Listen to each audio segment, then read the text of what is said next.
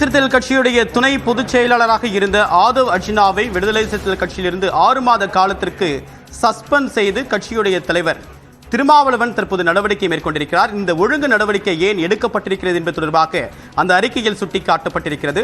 கட்சியுடைய அறிவுறுத்தல், கட்சி தலைமையுடைய அறிவுறுத்தலை மீறி கட்சிக்கு பாதகம் விளைவிக்கக்கூடிய வகையில், எதிர்மறையான தாக்கத்தை ஏற்படுத்தக்கூடிய வகையில் அவருடைய செயல்பாடும் பேச்சும் அமைந்திருந்ததன் காரணமாக இந்த ஒழுங்கு நடவடிக்கை எடுக்கப்பட்டிருப்பதாக சுட்டிக்காட்டப்பட்டிருக்கிறது. கட்சியுடைய தலைமை மீது நம்பகத்தன்மையை கேள்விக்குறியாக்கக்கூடிய வகையில் அவருடைய செயல்பாடு அமைந்திருப்பதாக இந்த அறிக்கையில் சுட்டிக்காட்டப்பட்டிருக்கிறது. தொடர்பான கூடுதல் தகவலை நம்முடைய சிறப்பு செய்தியாளர் செல்வகுமார், இந்த ஒழுங்கு நடவடிக்கை மூலமாக விடுதலை சிறுத்தைகள் கட்சி தன்னுடைய சொந்த கட்சியினருக்கும் கூட்டணி கட்சியினருக்கும் சொல்லக்கூடிய செய்தி என்னவாக இருக்கிறது? இது எப்படி புரிந்து கொள்வது?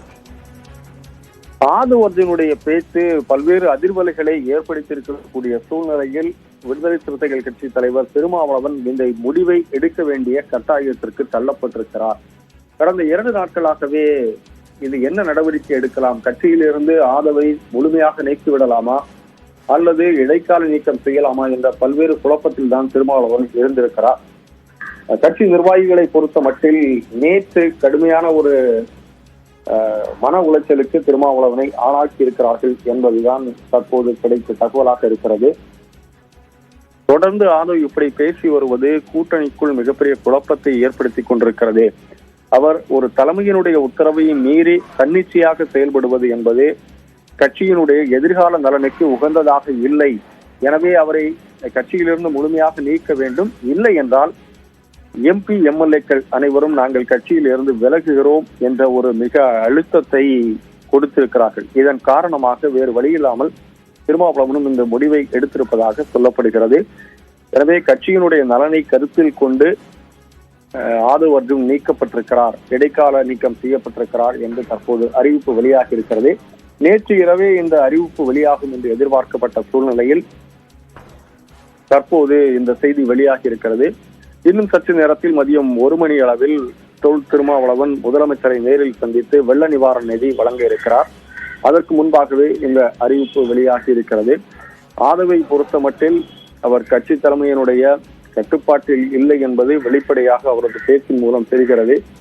ஒரு அதிகாரத்தில் பங்கு, ஆட்சியில் பங்கு என்று கடந்த முறை அவர் பேசியதும் சரி, இப்போது அவர் பேசியிருப்பதும் கூட இது எங்களுடைய நீண்ட நாள் கோரிக்கை, அதைத்தான் நாங்கள் வலியுறுத்தி வருகிறோம் என்று குறிப்பிடுகிறார்.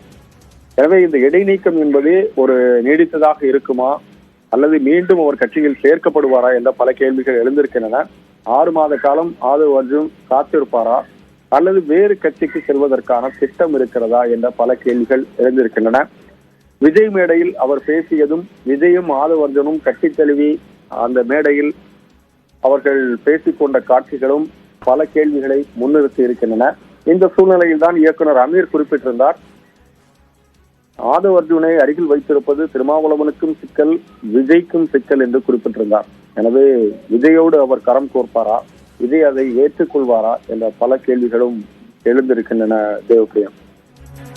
செல்வகுமார், இப்ப மற்ற கட்சிகள், கூட்டணி கட்சிகள் கிட்ட இருந்து ஏதாவது அழுத்தம் வந்ததா அந்த நடவடிக்கை எடுக்கப்பட வேண்டும் அப்படின்னு சொல்லிட்டு? கடந்த முறை ஏற்கனவே அவருடைய கருத்து அப்படின்னு சர்ச்சையான நிலையில அப்போது எந்த விதமான நடவடிக்கையும் எடுக்கப்படவில்லை. இந்த முறை நடவடிக்கை எடுக்கப்பட்டதற்கு வேறு ஏதேனும் காரணம் இருக்கிறதா? கூட்டணி கட்சிகளை பொறுத்த மட்டில் அவர்கள் பல்வேறு எதிர்கருத்துக்களை கடந்த முறையே முன்வைத்திருந்தார்கள். இந்த முறையும் அவர் பேசிய கருத்துக்கு காங்கிரஸ், மதிமுக உள்ளிட்ட பல கட்சிகளும் கூட அதற்கு எதிர்ப்பு தெரிவித்திருக்கின்றன. அதிலும் குறிப்பாக டிடிவி தினகரன் கூட இதில் என்ன தவறு இருக்கிறது, மன்னராட்சி முறை என்று ஆதவ் குறிப்பிடலாமா, ஜனநாயக முறைப்படிதான் உதயநிதி தேர்வு செய்யப்பட்டிருக்கிறார் என்ற ஒரு கருத்தையும் முன்வைத்தார்.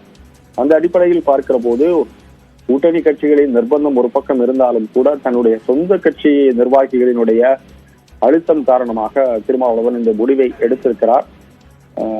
விடுதலை சிறுத்தைகளினுடைய 2 மாநாட்டு வெற்றிக்கும் கூட நான் தான் காரணம் என்று ஒரு காணொலியை அம்பேத்கர் நூல் வெளியீட்டு விழாவில் ஆதவ் அர்ஜுன் வெளியிட்டு தான் இதற்கு மிக முக்கியமான காரணம் என்று தன்னை முன்னிலைப்படுத்தினார். அதுவும் கூட விடுதலை சிறுத்தைகள் நிர்வாகிகளுக்கு ஏற்புடையதாக இல்லை. எனவே ஒரு 6 மாத காலத்திற்குள் இந்த கட்சியில் பல குழப்பங்களை ஏற்படுத்தி வருகிறார். கட்சியை முன்னிலைப்படுத்த நினைத்தாலும் கூட அது எதிர்காலத்தில் ஒரு பின்னடைவை கொடுக்கும் என்ற ஒரு அழுத்தம் கொடுக்கப்பட்டிருக்கிறது. அந்த அடிப்படையில் சொந்த கட்சியும் சரி, கூட்டணி கட்சிகளும் சரி சேர்ந்துதான் இந்த முடிவை எடுக்க வைத்திருப்பதற்கான ஒரு சூழல் இருப்பதாக தெரிகிறது. தேவா, இப்போ ஏற்கனவே விடுதலை சிறுத்தைகள் கட்சியிலிருந்து அவர் தான் மிக முக்கியமான ஒரு ஸ்ட்ராட்டஜிஸ்டா இருந்தார். நீங்களும் குறிப்பிட்டீங்க, திருச்சி மாநாடு உட்பட அண்மையில் நடைபெற்ற 2 மாநாடுகள் அவருடைய மேற்பார்வையில் நடைபெற்றதாக ஒரு கருத்தும் இருக்கு. அப்படி இருக்கக்கூடிய நிலையில அவருடைய சஸ்பெண்ட் நடவடிக்கையை ஆதவ் அர்ஜுன் எப்படி எடுத்துக்கொள்கிறார்? அவருடைய அடுத்த நகர்வு எப்படி இருக்கும் செல்வா? ஆதவ் அர்ஜுனை பொறுத்த மட்டில் ஒரு பணபலம் மிக்கவர். எனவே அவர் அரசியலுக்கு வர வேண்டும் என்பது ஒரு நீண்ட நாள் கனவாகவே இருந்திருக்கிறது.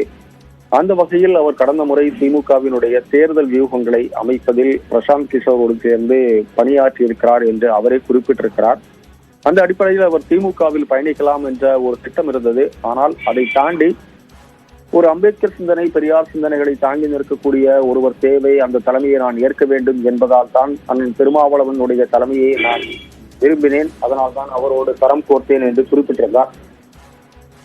அந்த வகையில் பார்க்கிற போது அவர் விடுதலை சிறுத்தைகள் கட்சியில் வந்தால் தன்னால் ஒரு மிகப்பெரிய ஒரு பொறுப்புக்கு வர முடியும், ஒரு மிக பெரிய பொறுப்பை பெற்றுவிட முடியும், கடந்த நாடாளுமன்ற தேர்தலில் ஒரு எம்பி சீட் பெற்றுவிடலாம் என்ற ஒரு கனவோடு இருந்தார். அதற்காக திருமாவளவனும் கடுமையாக முயற்சித்தார். 3 இடங்கள் வேண்டும் என்று திமுக தலைமையிடம் அவர் கோரிக்கை விடுத்தார். ஆனால் கடைசி நேரத்தில் அது மாறுதலுக்கு உட்பட்டதாக மாறி போனது. இந்த சூழ்நிலையில் வரக்கூடிய சட்டமன்ற தேர்தலை ஒரு கருத்தில் கொண்டு ஆதவ் அர்ஜுன் பயணித்ததாக கூறப்படுகிறது. ஆனால் அதுவும் இப்போது சிக்கலாகி இருக்கிறது. எனவே அவர் என்ன செய்ய போகிறார் என்பதுதான் மிகப்பெரிய கேள்வி.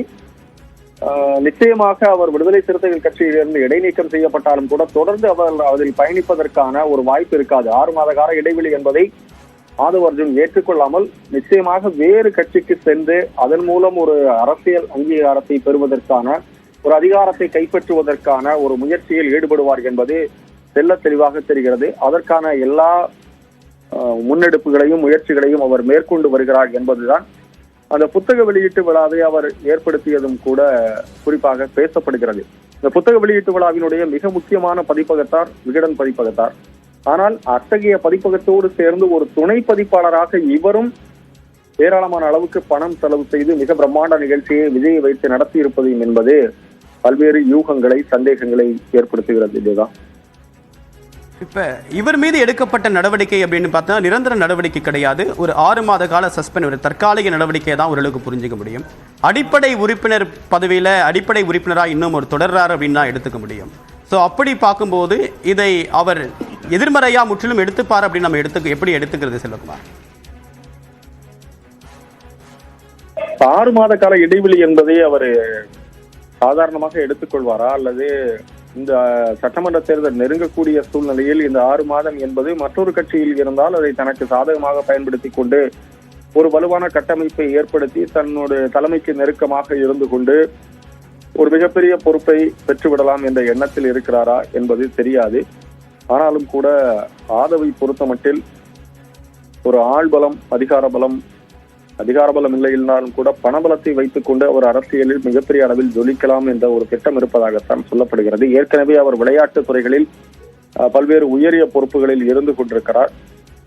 அந்த வகையில் அவருடைய அடுத்த கட்ட நகர்வு என்பது நிச்சயமாக 6 மாத கால இந்த நீக்கத்தை அவர் சாதாரணமாக எடுத்துக்கொள்வதற்கான சூழல் இருக்காது. இதை ஒரு ஓய்வு காலமாக எடுத்துக்கொள்வதற்கான வாய்ப்பு இருக்காது.